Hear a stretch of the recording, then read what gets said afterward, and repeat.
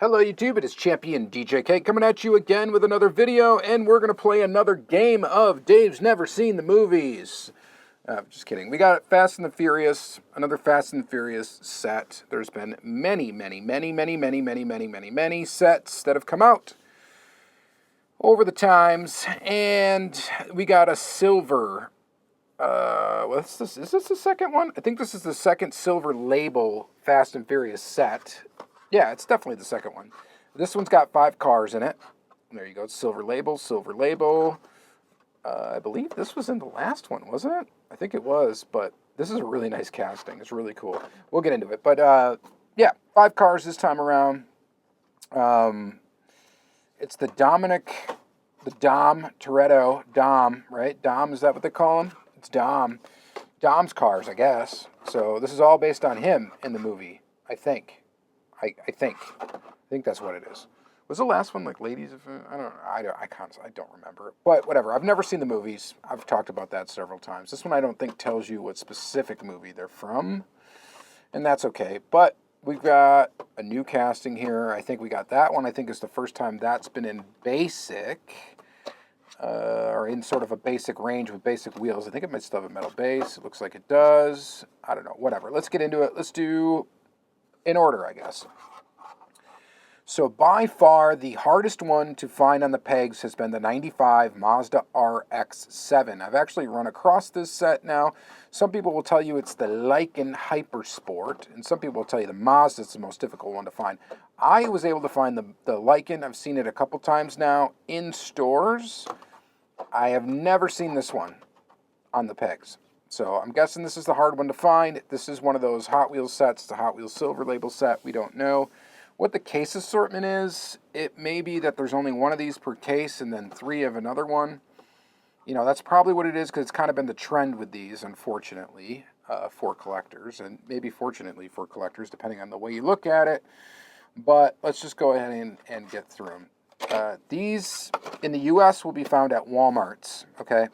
In other countries, I'm not sure, but they're definitely going to be available internationally because there's multiple languages on the back of the card, and we've got this kind of like international 0 to 3 don't eat thing, kind of a warning label on the back, which you're not going to find on a US-only card, typically. So, all right, let's open them up. And if you are watching my channel from another country outside of the U.S., let me know where are you finding the silver label Hot Wheels. So these are the mid-tier Hot Wheels, not the gold label premiums. These are the silver label mid-grade, I guess, is what we'll call them. But they're definitely not mid to me. I actually really like the middle range. They don't use the weird printing process for the graphics, so you get sharp tampos. And you still get all the surfaces tampoed. So we've got tail lights here. We've got headlights up front. Graphics on the side. This is kind of a kooky looking design. But of course I think it's movie accurate. So I'm guessing. So I guess I really can't complain about it. Because, yeah, it is what it is. So here is your RX-7. This by far has been the toughest one to get a hold of. Apparently. It's from what I've heard. So that's an anecdotal thing. But... I guess I could tell you too. I've never seen it on the pegs. That tells me, yeah, it's probably a little bit difficult to get. What you think about the RX-7? It really does nothing for me, to be honest with you. The graphics are a little goofy, and I have never seen the movies. And I know I get crap for it all the time. Anytime I post a Fast and the Furious video, what are you doing looking at these cars when you never see the movies? I really don't care. I care about the cars, and the rest of these are, you know, fairly basic examples, I guess, of regular cars, or cars anyway. They're not movie specific. Number 2 would be the 70 Chevelle SS. This is a very nice one. It just looks like a really kind of just mean muscle car. And this one has a metal base. Plastic tires, plastic wheels that look great on this particular car. You know, it's got kind of a Krager style to it, and it looks really good. It's a really good kind of version of this. Now they've made this car with rubber tires before, and it looks really good with rubber tires as well. But I like these wheels on this car. Honestly, they should do real rider versions of this wheel. It just works for a lot of things. It's got kind of a Krager style look to it. I know it's not. And then it's also got, you know, kind of a Fuchs wheel vibe to it as well. You know, it's a Hot Wheels original wheel. It's not a licensed wheel by any means, but it works for a lot of different things. 70 Chevelle SS, of course, copyright date on the base is 2018. That gives you an idea of when the casting was actually developed. Again, on this one, it was, what was it, 2017. So that'll tell you when the casting was developed, or at least licensed.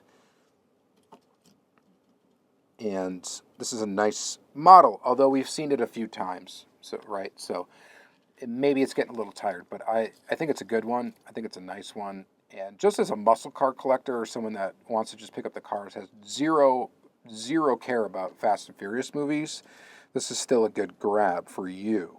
So you collect what you like, and if you don't like Fast and Furious, it really doesn't matter. This is a good casting, a good version of it. Number 3 in the set is the W Motors Lykan Hypersport. You should just Google this car in general and read about it. It's a little weird. It was like supposed to be like the fastest car ever or something like that, and I don't think like the claims were, I don't know, accurate. Something along the lines of that. I'm vaguely remembering because it's been a very long time since I've looked up the car. This is definitely, to my knowledge, the first time we've seen it that it hasn't been with rubber tires in a premium range. And I don't think we've actually seen it very much, maybe twice before. Was it in Boulevard once, maybe, and a Fast and the Furious premium set once? I think that's it. And I could be wrong. I could be misremembering. It's quite possible.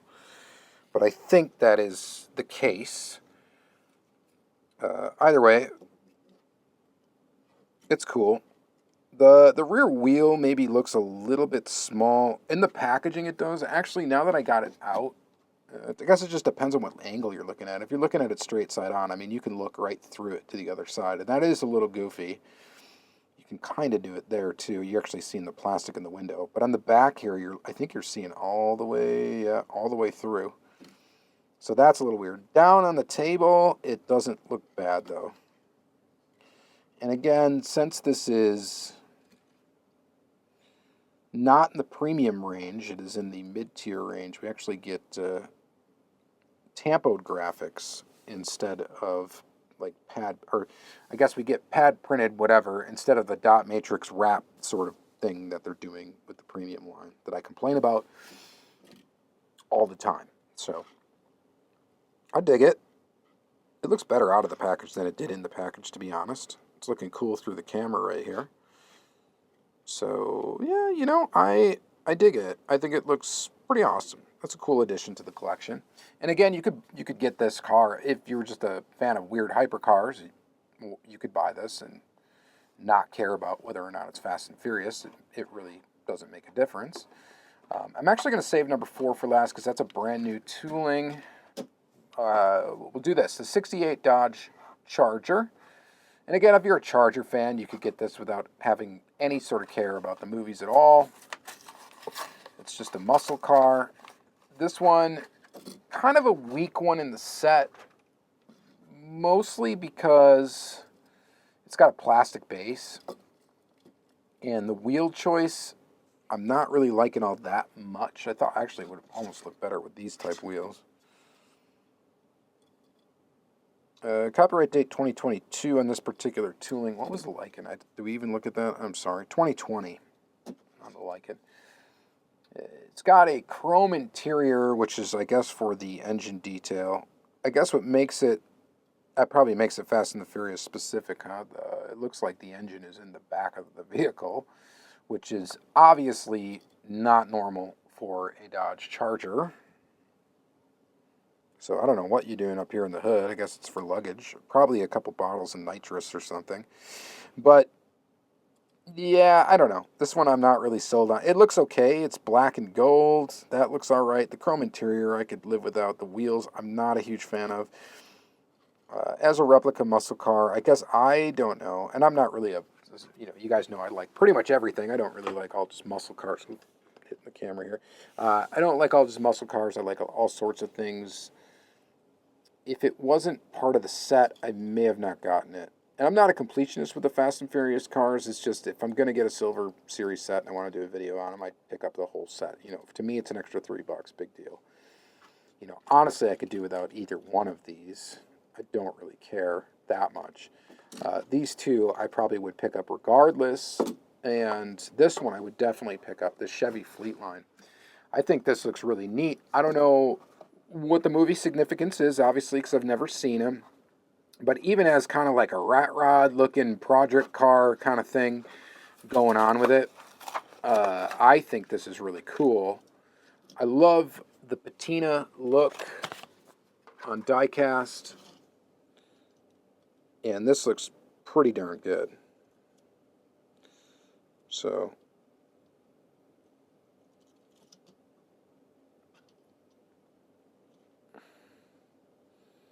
I mean, the brown on it, it's kind of rusty. It's kind of looking a little gas station, uncleanly bathroom look to it.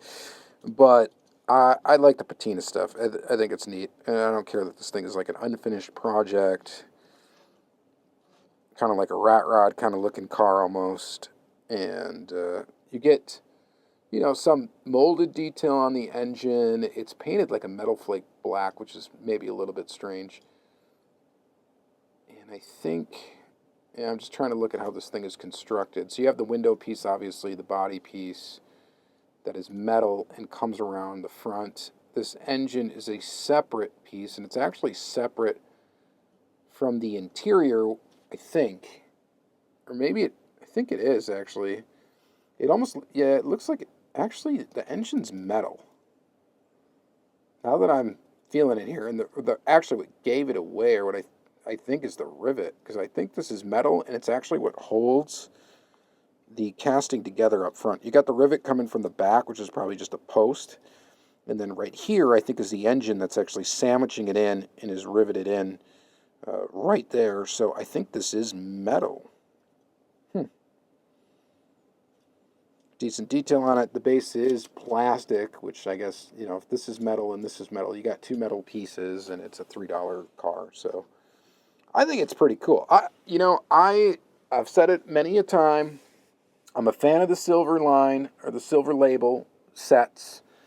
I think they're cool. I think they're a really cool addition to Hot Wheels. I've been more excited about these than I've been excited about the premium stuff. So I'm digging them. You guys let me know what you think. Of course, in the comments down below. Value-wise, what do you guys think about these in comparison to the premium stuff? I know some of you are going to say, never, because they do not have rubber tires. And I'm just here to tell you that I just don't care if they don't have rubber tires. If it's a cool-looking car, it's a cool-looking car. It's got all the details. And if the wheels look good, they look good. I really don't care if they're... I mean, there's plenty of ugly-looking Real Rider rubber tires. So, you know, get a good-looking plastic wheel, make it a little cheaper. I don't care. Fine with me. I mean, if they really wanted to top it off, though, if they just did the combination of this, you know, they don't even have to have a metal base. I don't care about the metal base. If they just did rubber wheels, you know, gave it all the detail without the weird printing wrap stuff they do in all the premium things, you got nice crisp graphics, and put that all together as a package and sold it as premium, I would enjoy it. The metal base, I don't know why it does anything for anyone if it's metal. I mean, it adds weight to the car. That's about it. And I guess that feels nice and has a premium feel to it, so I can kind of see it, but is it really necessary? Probably not. Probably not. All right. Anyway, you guys let me know what you think, of course, in the comments below. Thank you guys very much for watching another episode, and enjoy your day. Like, comment, subscribe, all that good stuff. Thanks. Bye.